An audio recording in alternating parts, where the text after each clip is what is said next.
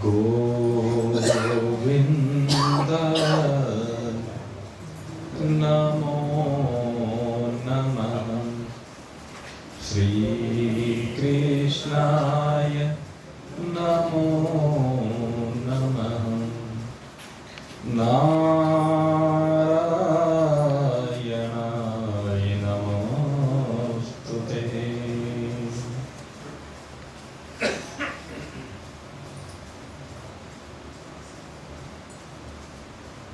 माँ लक्ष्मी की कृपा से संयुक्त भगवान के द्वारा अभयता को प्राप्त पंच दीपोत्सव पथ के उपरांत अत्यंत प्रेम के भाव के साथ आज एक लंबे अंतराल के बाद उपस्थित समस्त सज्जन वृंद, जैसा कि आपको विदित है, 17वां अध्याय श्रीमद् भगवत गीता का चल रहा है। थोड़ा सा आपको स्मरण करा दें। अर्जुन भगवान से प्रश्न करता है कि प्रभु, जो शास्त्र विधि को नहीं जानते हैं, लेकिन कुछ न कुछ प्रकृति हर व्यक्ति की होती है, तो किस व्यक्ति की कैसी प्रकृति है हम कैसे जान सकते हैं? भगवान कहते हैं कि प्रकृति उसकी श्रद्धा से पहचानी जा सकती है। त्रिविधा भवति श्रद्धा देहि नाम सा स्वभावजा। क्योंकि जैसे जैसे जिसका स्वभाव होता है, प्रकृति होती है, उसी से पता चल जाता है कि इस व्यक्ति की श्रद्धा कैसी है। अगर यदि आप देखें कि जो देवताओं का पूजन कर रहा है, जो भगवान को सर्वोपरि मानता है, जो भूत प्रेत यक्ष राक्षस पितृ इत्यादि के पूजन कर रहे हैं, एक तो उनके द्वारा श्रद्धा की पहचान होती है, उसके द्वारा व्यक्ति की पहचान होती है। कहते हैं जो आप ये देखें कि देवताओं का पूजन करते हुए दिखाई देते हैं या भगवान का पूजन करते हुए दिखाई देते हैं, क्योंकि भगवान तो सबसे बड़े देव हैं। देव माने देने वाला, देव माने जो संसार के जितने भी प्राणी हैं उन सबकी रक्षा करने वाला। जो जो कुछ आवश्यकता संसार के प्राणियों की है, उन सभी को निष्पक्ष रूप से, मनोवांछित तो मैं नहीं कहूँगा, लेकिन जो आवश्यक सामग्री है उसकी पूर्ति देवताओं के द्वारा की जाती है। तो ऐसा जो देवताओं का स्वभाव है, जो उनकी पूजा करता है, कहते ऐसा व्यक्ति ये माना जाएगा कि वो सात्विक व्यक्ति है। दूसरे कहा यक्ष रक्षांसि राजसः। आप अगर ये देखें कि यक्ष की पूजा करता है, राक्षसों की पूजा करता है, तो ऐसी पूजा करता हुआ अगर यदि कोई व्यक्ति दिखाई देता है तो समझ लेना चाहिए कि वो राजसी प्रकृति का व्यक्ति है। और अगर यदि भूत प्रेता गणाश्चैव भूत प्रेतांगनाश्चन्ये यजन्ते तामसो जना,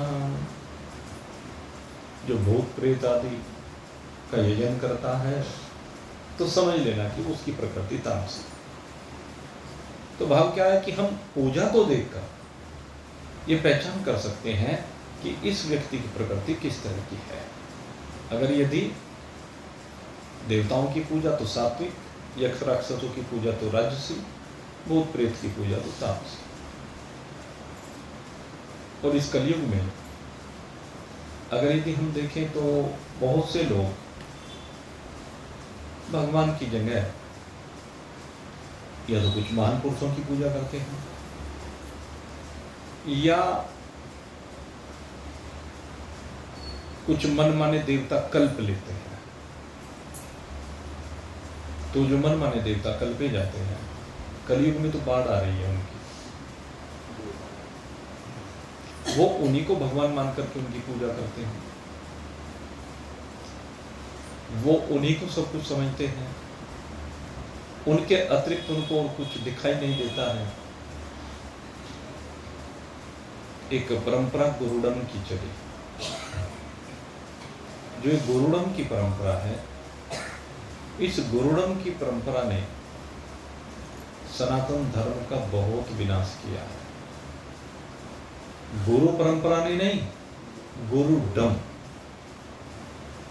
गुरुडम का अर्थ है सब कुछ को एक तरफ रख करके केवल गुरु जी ही सर्वोपरि सत्ता है। गुरु का जीवन में बहुत महत्व है, इसमें कोई दो राय नहीं है, लेकिन भगवान को रास्ते में से हटाने वाला गुरु नहीं हो सकता। घरों में से भगवान की मूर्तियां हटा करके अपनी मूर्तियां लगवा लेना, अपनी पूजा करवा लेना, यही तो है भूत प्रेतान गणाश्चैव। जो ऐसी प्रकृति के व्यक्ति हैं जो अपने आप को पूजवाना चाहते हैं, कहते हैं इससे पता चलता है कि प्रकृति तामसी है। वो तामसी प्रकृति का व्यक्ति है। तो महान पुरुषों के बारे में भी कहने को तो महान दिखाई देते हैं, लेकिन वास्तव में वो तामसी प्रकृति के होते हैं। और तामसी प्रकृति का जो भी होता है वो कभी महान हो नहीं सकता।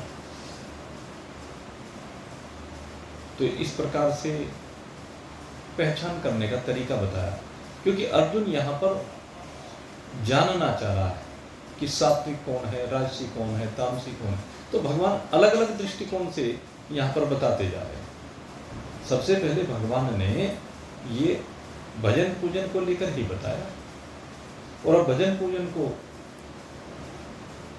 बताने के बाद अब भगवान ने एक बात और कही कि जो शास्त्र विधि को छोड़ करके घोर तप करते हैं, वे घोर तप करने वाले दंभ और अहंकार से संयुक्त, कामनाओं के दास, बल की चाहत रखने वाले, कहते हैं वे कठोर तप करते हैं।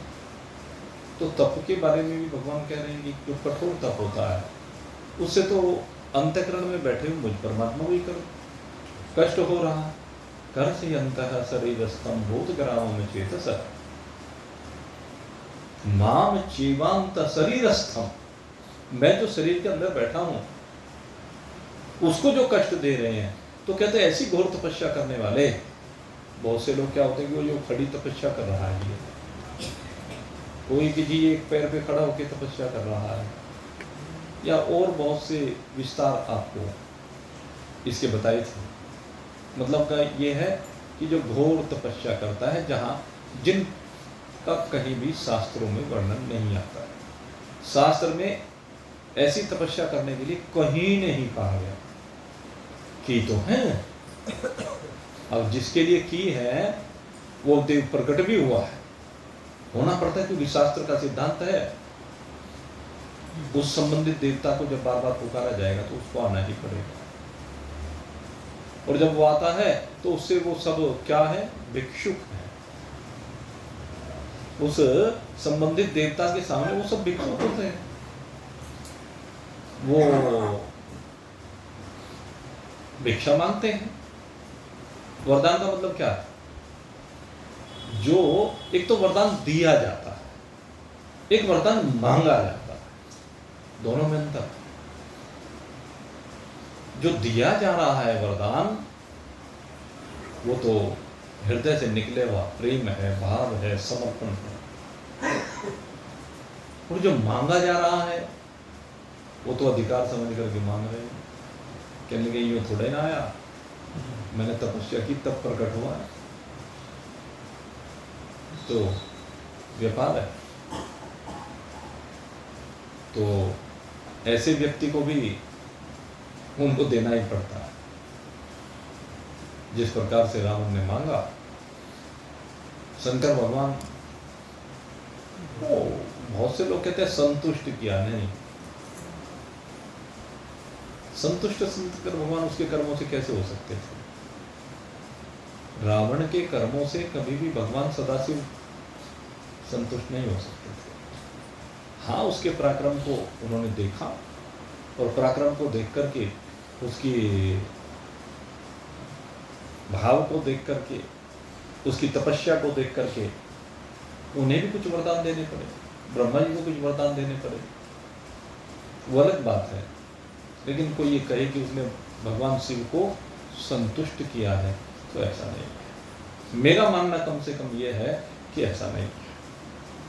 क्योंकि असुरों के कठोर तप से भगवान कभी भी संतुष्ट नहीं हो सकते। ये बात ये गीता जी का श्लोक कह रहा है, कर्च्यन्तः शरीरस्थं बोधग्रामं चेतसः माम चेवा अंतः शरीरस्थं।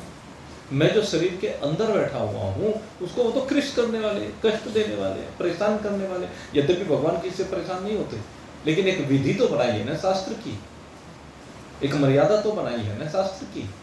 तो भगवान कहते हैं उसका उल्लंघन कर रहे हैं। अशास्त्र विहितम, वो तो अशास्त्र, शास्त्र के विरुद्ध है। शास्त्र ने उसका कहीं प्रावधान नहीं किया। तो ऐसा जो तप करते हैं, उससे पता चलता है कि ये व्यक्ति असुर। इसके बारे में भगवान ने सात्विक राजसी तामसी नहीं कहा। एक चीज का ध्यान रखना, जो ऐसे कठोर तप करता है उसके बारे में भगवान ने नहीं कहा कि सात्विक है या राजसी या तामसी है। अपितु क्या कहा, तान वेद्धि असुर निश्चयान। निश्चय, यहां पर निश्चय शब्द साथ में भगवान लगा। निश्चय कहीं कहीं पर लगाते हैं भगवान।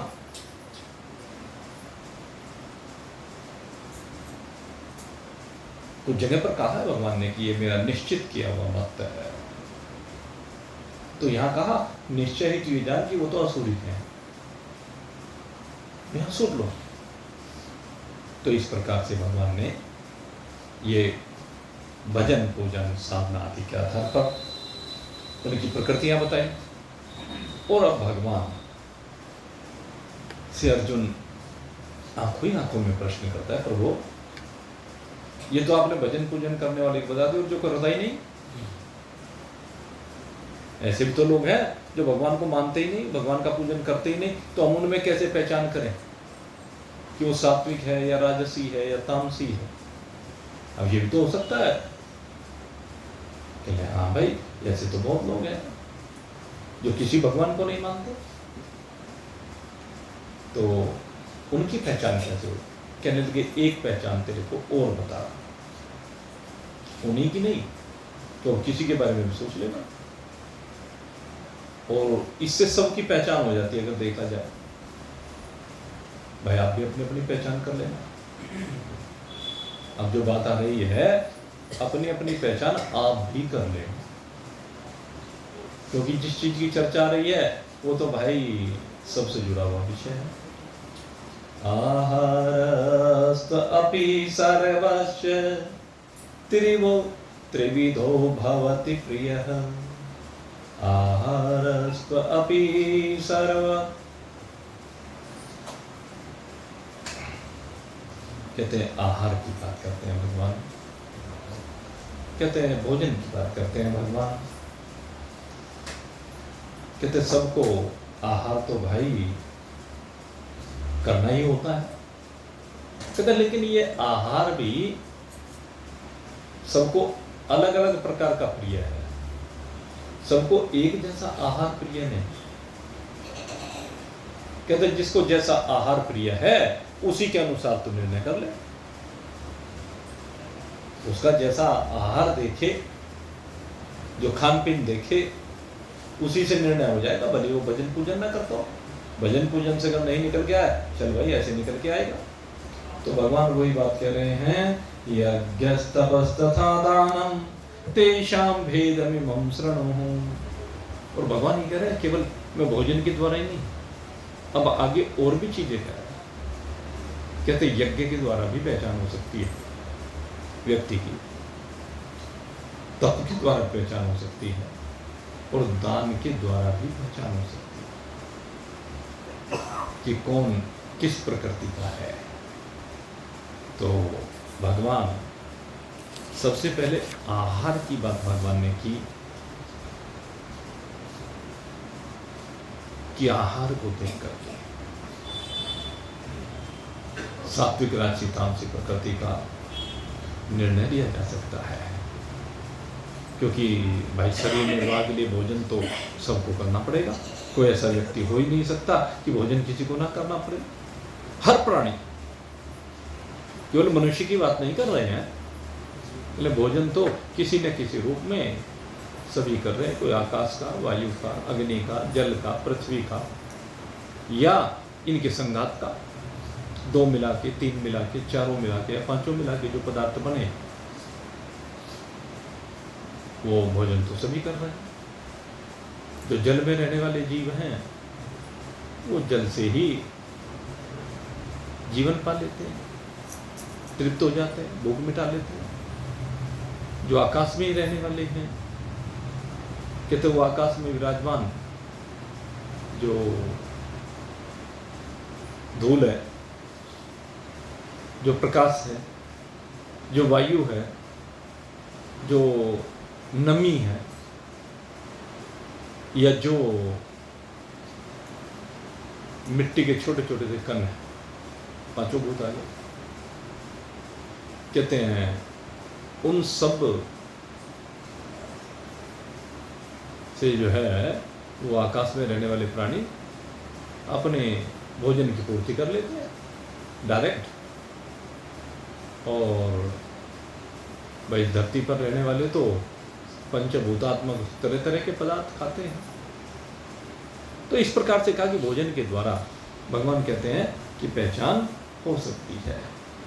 जिसकी जैसी रुचि होगी, जैसी जिसकी प्रकृति होगी, जैसा जिसका कार्य होगा, जैसा जैसा उस कार्य की सिद्धि के लिए वो प्रयत्न करता होगा, उसी से पता चल जाता है भाई इसकी प्रकृति कैसी है, ये सात्विक राजसी तामसिक कैसा है, उसका खान पान कैसा है। और खान पान अगर यदि सात्विक भी हो ना, तो उसके साथ एक चीज हो रहा है कि सात्विक तो है लेकिन शुद्धि है कि नहीं है, और बुद्धि है कि नहीं, ये भी दोनों बातें हैं।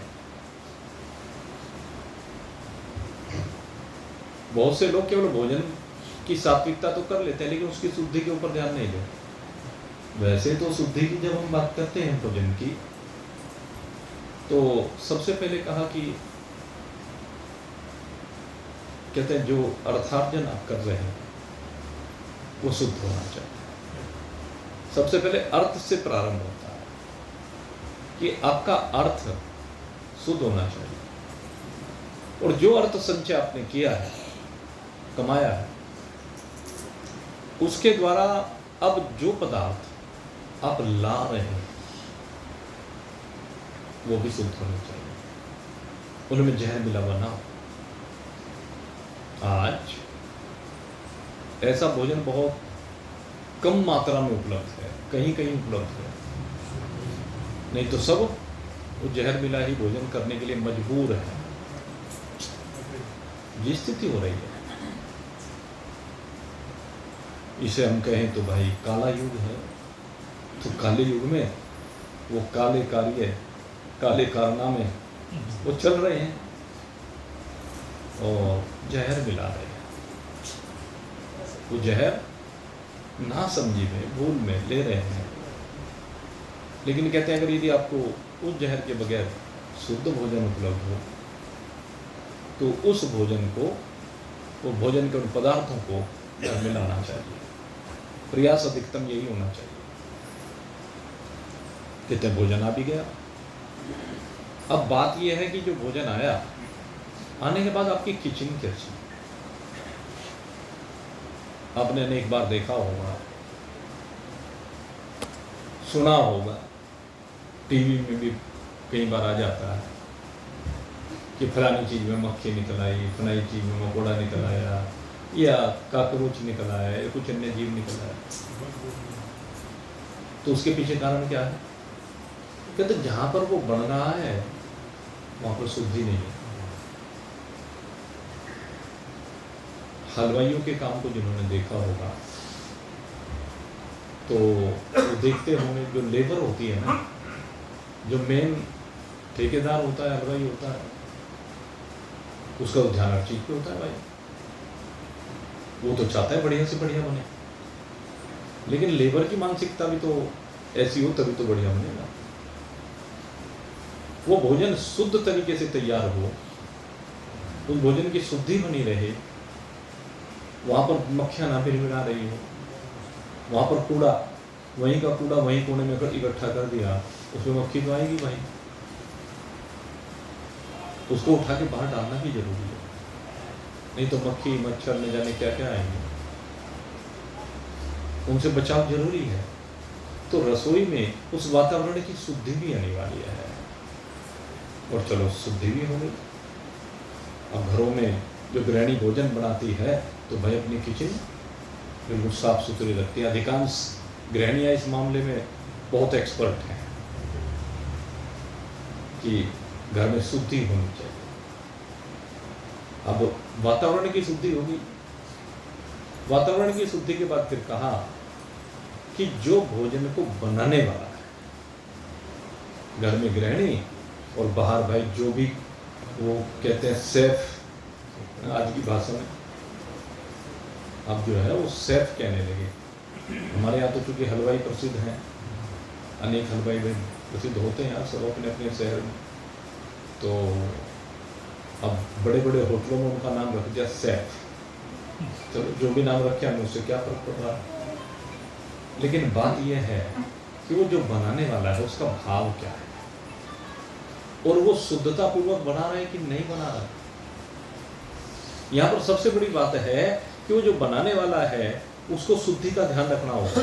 अपने शरीर की शुद्धि, अपने वस्त्रों की शुद्धि उसकी होनी चाहिए। उसके बाद कहते हैं सबसे बड़ा जो चीज आती है, कहने लगे उसका भाव क्या है। होटल वाले का भाव तो एक ही होता है भाई, मेरे यहाँ जो भी आए,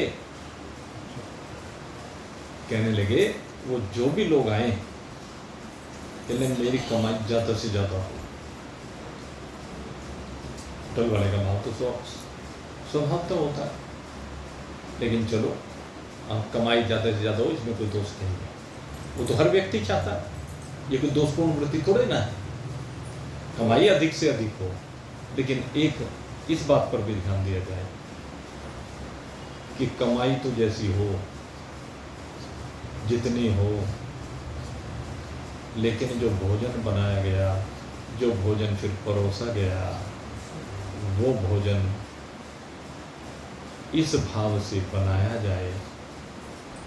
ये न देखें प्रोफेशनल सिस्टम को एक तरफ उठा करके रखें। ये बात विशेष ध्यान देंगे, जो लोग खाना बनवाते हैं ना घरों में भी, अब भाई मजबूरी हो रही है कि खाना बनाने वाले रख रहे हैं, कोई बात नहीं, रखने में कोई बुराई नहीं है, ये कोई दोस्त के वर्ग भी था। लेकिन मुख्य बात क्या है कि जो खाना बनाने वाला है उसका भाव ये होना चाहिए कि ये खाना स्वादिष्ट बने, ये खाना शरीर के दृष्टिकोण से हितकारी हो, और कहते हैं ज्यादा से ज्यादा खाएं। इतना स्वादिष्ट मैं बना करके परोसूं कि जिसको मैं खिलाऊं वो संतुष्ट हो जाए, वो कहे वाह भाई वाह। असली बात तो यह है, हलवाई की किसकी पूछ होती है? जिसका भोजन उसमें टेस्ट हो, एक विलग स्वाद हो, शरीर के लिए उसका भोजन लाभकारी हो, तो वो प्रसिद्धि प्राप्त कर लेता है। और प्रसिद्धि प्राप्त करने के बाद फिर उसको मेंटेन रखना भी जरूरी है भाई। हमने बहुत लोगों को देखा तो ऊंचाइयों पर पहुंच जाते हैं, लेकिन ऊंचाइयों पर पहुंचने के बाद फिर लापरवाह हो जाते हैं।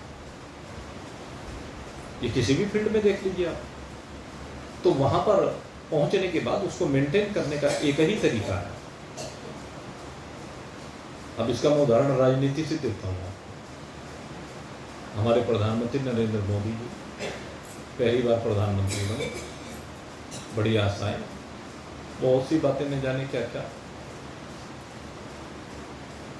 अटल बिहारी जी प्रधानमंत्री बने, उनकी भी न जाने बहुत सी क्या क्या बातें।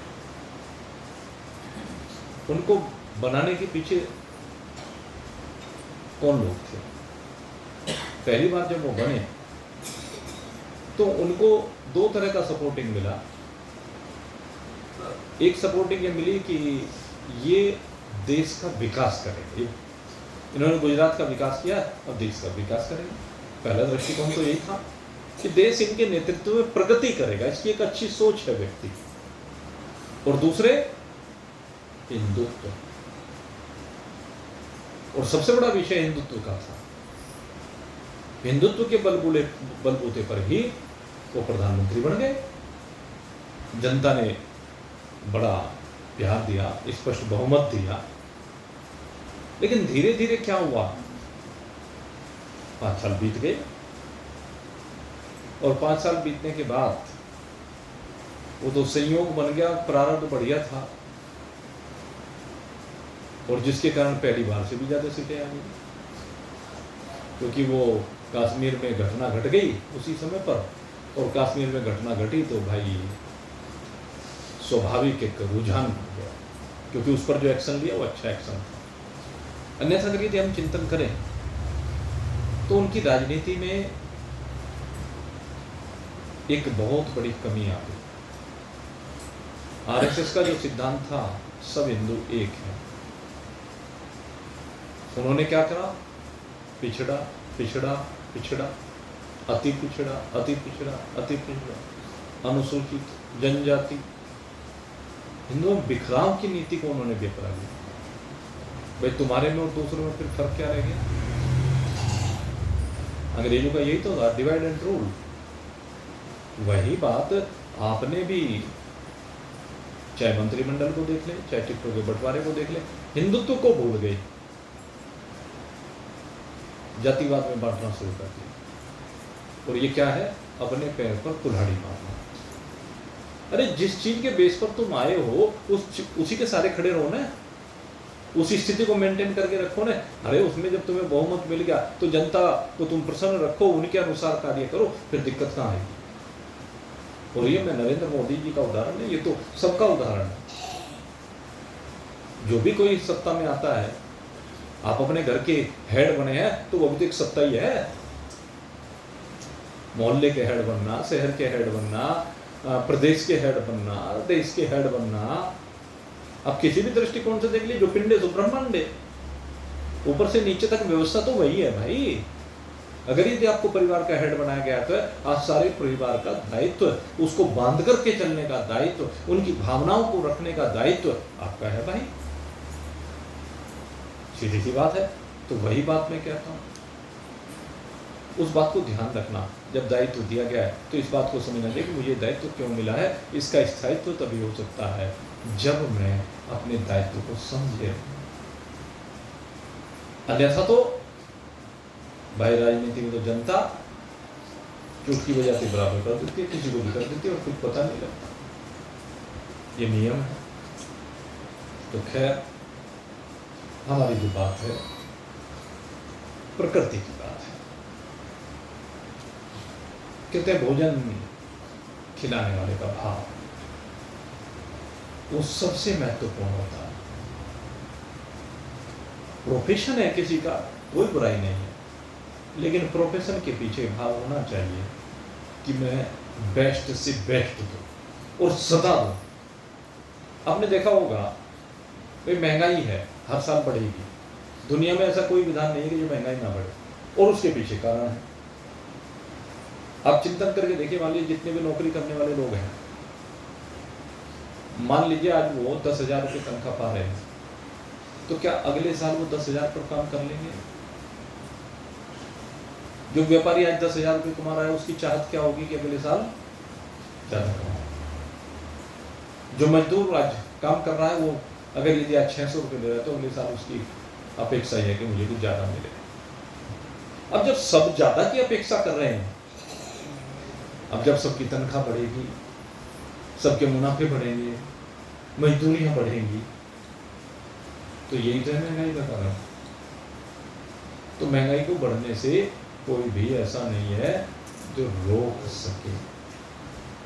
संसार में सब जगह महंगाई बढ़ती चली है, कोई बात नहीं भाई, बढ़ती है तो बढ़ने दो। हमें तो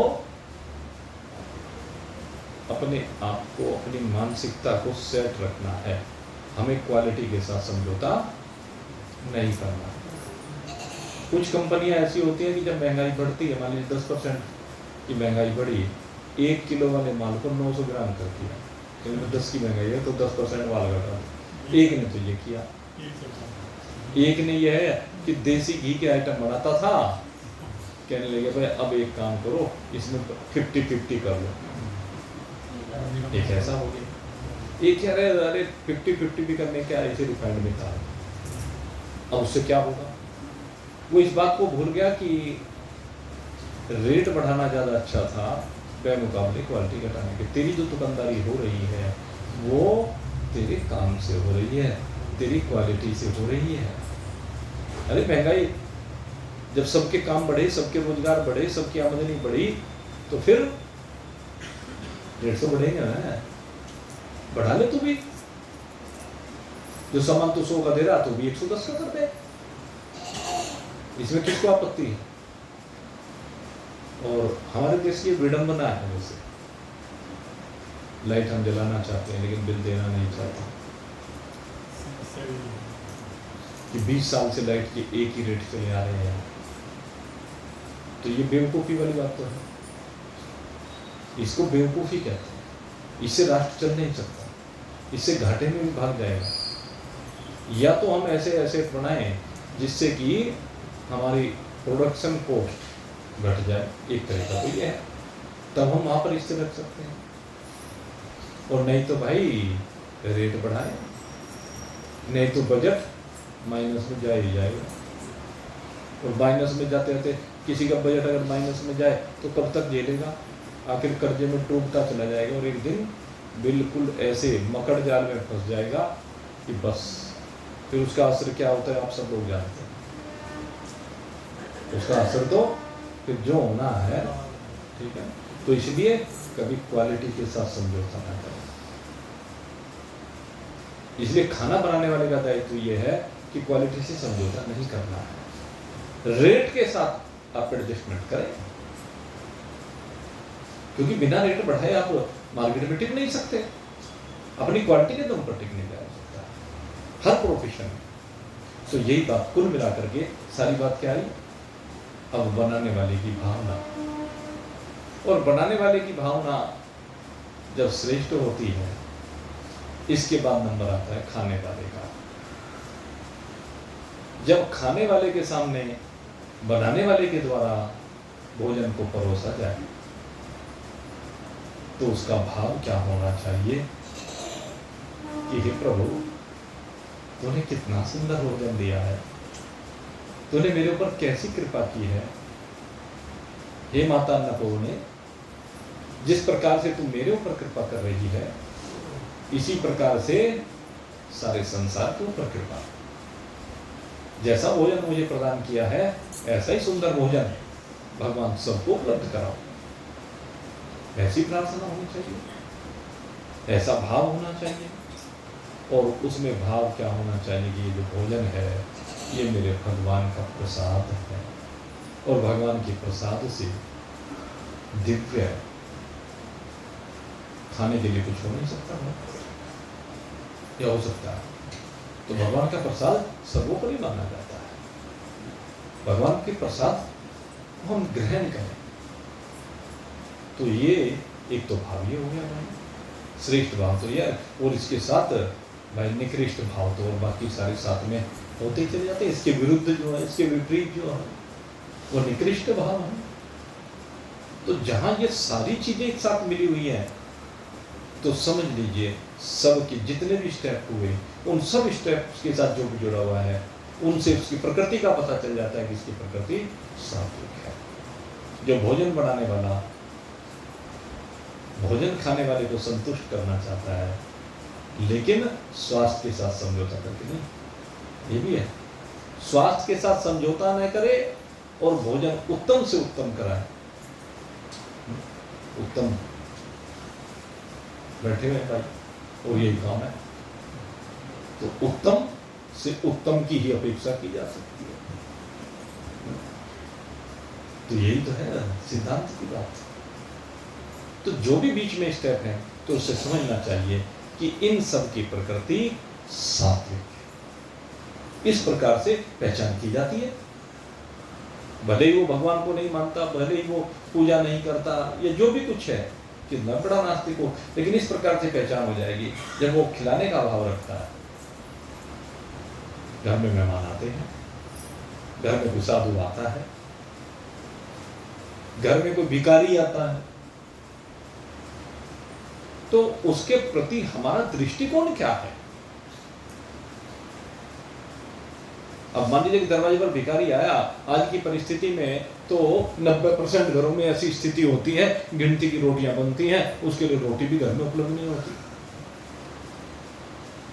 अब दर से भिखारी वापस नहीं जाना चाहिए। अभी आपने भजन भी सुना था ना, रो रो कहती सी मेरे राम, भेष साधु का बना के आया, साधु का भेष बना के आया, और माता सीता ने क्या किया? कहने लगे घर से भिक्षा के बगैर कोई अतिथि चला जाए, ये तो एक गृहस्थ का सारा पुण्य चला जाएगा, ये गृहस्थी गर्त में चला जाएगा इससे। तो इसीलिए तो माता सीता ने रावण को भिक्षा देना स्वीकार किया, भले धोखा हुआ। तो हमारा भाव क्या है? भिखारी को भी भोजन हम तिरस्कार पूर्वक दे रहे हैं या श्रद्धा पूर्वक दे रहे हैं? ये चिंतन करने की बात है। जब दरवाजे पर कोई भिखारी आया है, तो हमें क्या सोचना चाहिए और क्या हम सोच रहे हैं, जरा इसके ऊपर विचार करना है। उसी से तो आपकी प्रकृति का पता चलेगा। और प्रकृति की यदि गड़बड़ हो रही है तो उसमें सुधार कर लीजिए। दरवाजे पर जब कोई भिखारी आ रहा है, तो हमें मानना चाहिए कि भगवान ने हमारे ऊपर बड़ा एहसान किया है। आज भगवान ने हमारे ऊपर बहुत बड़ा एहसान किया है। नहीं तो किसके दर पे भिखारी आते हैं भाई? कई घरों पे भिखारी आते हैं, और कितने आते हैं। हमने देखा कई बार तो भिखारी को तरस जाते हैं, सोचते रहते हैं कि आज जा जाए, आज आ जाए। धीरे धीरे बिल्कुल करते, भिखारी समाप्त होते जा रहे हैं। लेकिन जौन सा आ गया, उसका हमने अगर तिरस्कार कर दिया, तो वो तो और भी हमारे लिए घातक हो गया। दरवाजे पर जो भी भिखारी आए, भगवान कहते हैं उस भिखारी को श्रद्धा पूर्वक भोजन करे। कौन है, क्या है, ये देखने की आवश्यकता नहीं है, क्योंकि जो भिखारी आएगा वो कोई बहुत बढ़िया व्यक्ति तो हो नहीं सकता। उसके कर्म अगर यदि बढ़िया होते तो भिखारी क्यों बनता? वो भिखारी इसलिए बना है, उसका खान पान शुद्ध नहीं है, उसके आचार विचार शुद्ध नहीं है, उसका रहन सहन शुद्ध नहीं है, ये हम सब जानते हैं। लेकिन तेरा तो शुद्ध है। तो जरा अपने शुद्ध प्रसाद में से थोड़ा सा प्रसाद उसको भी अर्पित कर दे। और जब तो थोड़ा सा प्रसाद उसे अर्पित करे, तो भाव क्या हो कि ये प्रसाद,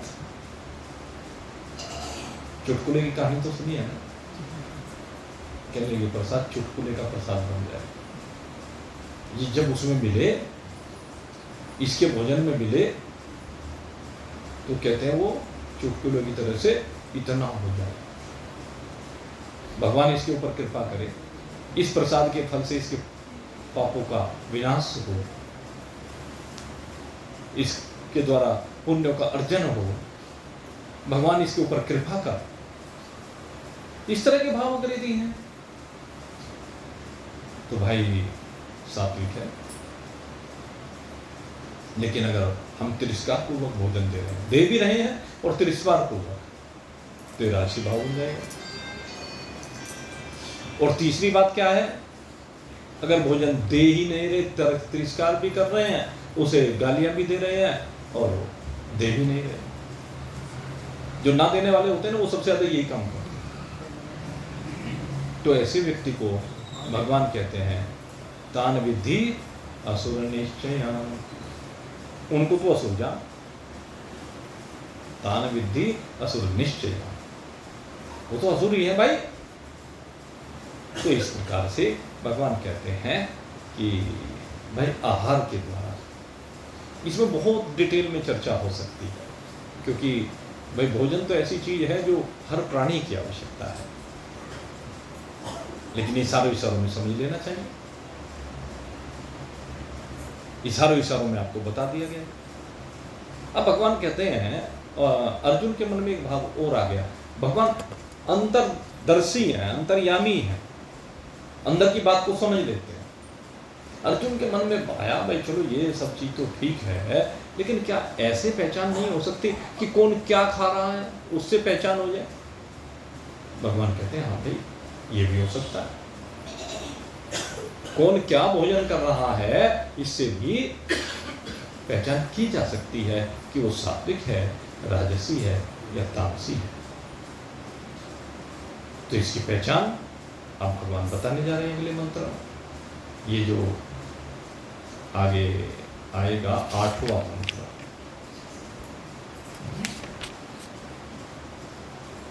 तो ये 8वां मंत्र बड़ा महत्वपूर्ण मंत्र है, लेकिन इसकी चर्चा अब मैं कल करूँगा, क्योंकि अभी से शुरू करने का समय नहीं है। समय इसको तो एक दिन में अगर इसकी व्याख्या हो जाए तो बहुत अच्छी बात है, नहीं तो हो सकता है 2 दिन भी लग जाए, क्योंकि मैं तो ये कहता हूँ यही तो मंत्र है जिसको ग्रहण करना चाहिए।